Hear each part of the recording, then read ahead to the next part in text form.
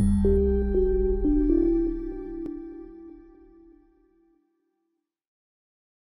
saw the quality of life or users' life in general before you brought broadband. And now, after many, many years, your broadband has made hopefully a lot of difference in people's life, schools, connectivity in general in the society. Describe some examples. How has life changed since you introduced these services? Well, Atul, it's been a very interesting and rewarding and fulfilling journey, because I remember still early on when I would go and install email software on a customer's computer, and they would get their first email. They would be shocked, and there would be delight and on that they are suddenly now being able to receive an email from a loved one or from a business partner, and it's inexpensive, and it's not a fax, basically, because that was the technology at that time. And then going forward to when we moved to providing broadband access, one of the pushes from our company was to roll it out as soon as possible to outlying areas of the country, not just the urban markets. And the motivation for that came from a study we did, and some trips that we made, including myself, to areas where we had just started providing internet services. And these are not rural areas. These are still urban markets in our country. And we were able to find like a lady, an old woman in her late 70s, who was staying by herself because her son had migrated overseas. We have a large migrant population that lives overseas, and she's not able to meet him, and she's not able to see her grandchildren. But she told me that thanks to Skype, which was used heavily at that time, she's able to see her grandchildren every day. And she asked me that whenever that, please don't let the internet go down, because when it goes down, she's not being able to meet them, not being able to see them, and that's very important for her. Similarly, we met a police station in an outlying part of the country, and they told us that thanks to the internet, now we're able to exchange information with other police stations when a crime happens, and we don't have to rely on sending documents. Education, and we went to a school, and they told us that now they don't have to rely on getting books to start education. In Nepal, it's always been a problem that the government doesn't send books on time. They don't get it printed on time, and they don't send the books on time to public schools, especially in outlying areas. They said that now it doesn't really matter as much because they can start it over the internet. They can get that material over the internet. So there are countless examples that we were able to find, and these examples, they reinforce our belief about connectivity. Our company, we want to enrich lives through connectivity. That's our purpose of WorldLink, or my company. And when we see these examples, we feel more emboldened to live this purpose and to roll out connectivity. That's why we've been doing what we've been doing for the past 26 years. Absolutely. I think that's so fulfilling.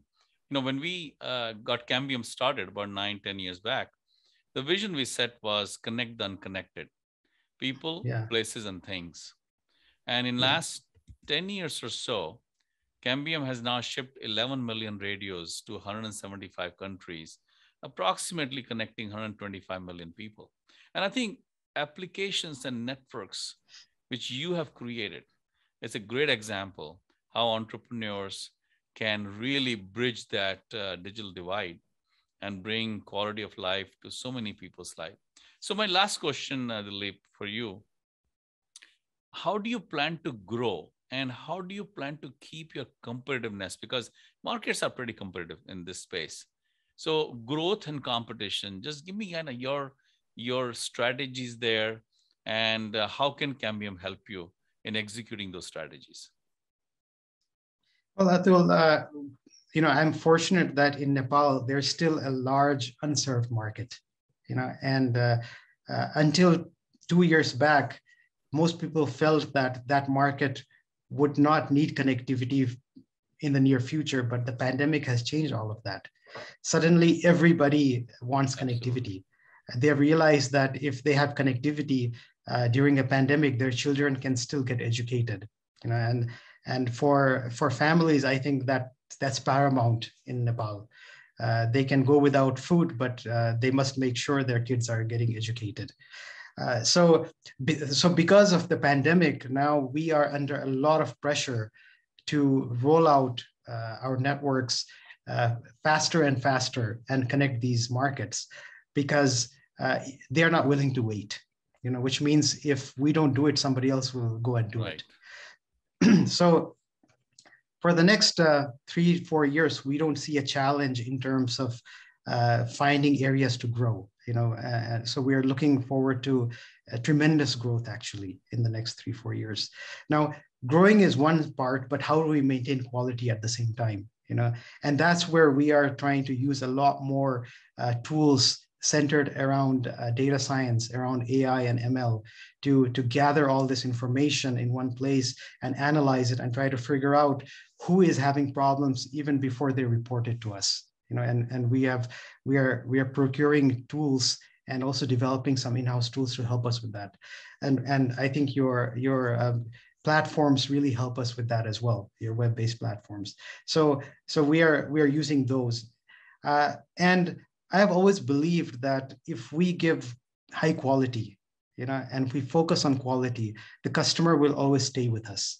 There will always be some churn. It's just the nature of the business. But if we focus on quality, and today what quality means for the broadband user is that the service should be reliable. It should be available when they turn on their Zoom class, for example, and the network should not fluctuate during that time. So if we focus on making sure we give that quality and reliability, the customer will not leave us, even if we're a bit more expensive.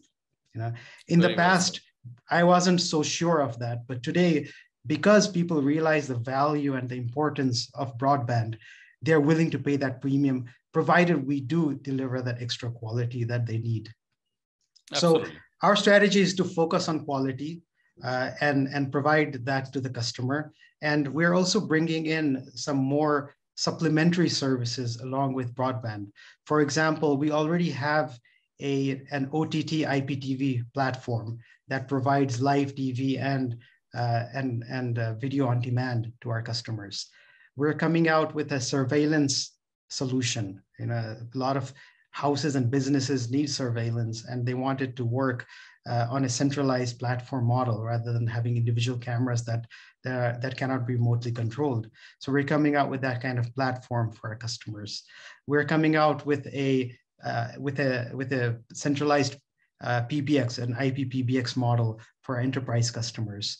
And also managed security for our enterprise customers. So a lot of things in the pipeline. But what I'm most excited about personally is what we're doing with you guys, which is deploying this massive Wi-Fi network to give citywide Wi-Fi coverage.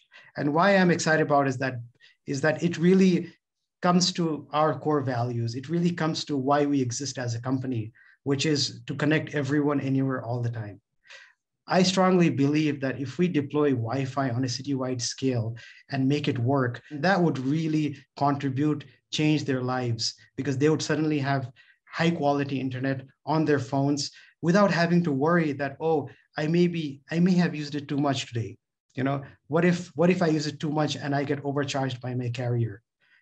They're always worried about that data cap. And that's where, Atul, I need your help. I need Cambium to step in and partner with us, because we can't do it alone. We can do everything that's required on the ground, but we don't have control on the technology. You guys have that. And I was just talking to Sumit, and he told me that you guys are working closely with us, and I'm very grateful for that, because achieving this is very important to us.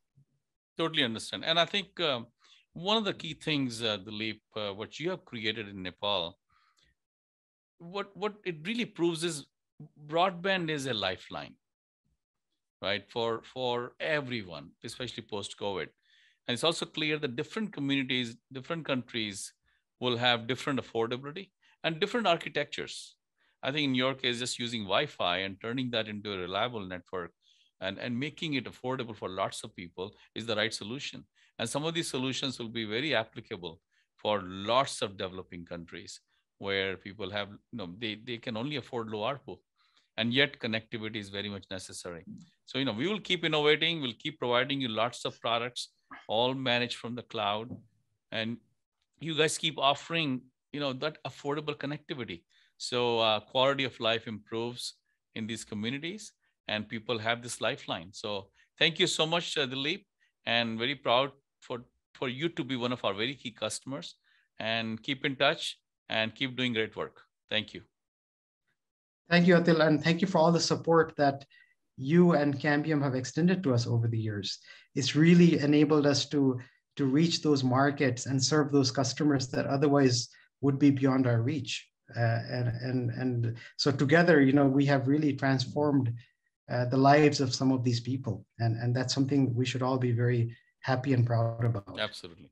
Thank you, Dileep. Thank you for this opportunity. Thank you for your time today. Really appreciate it. Okay, you too. Take care. Thanks. Bye-bye.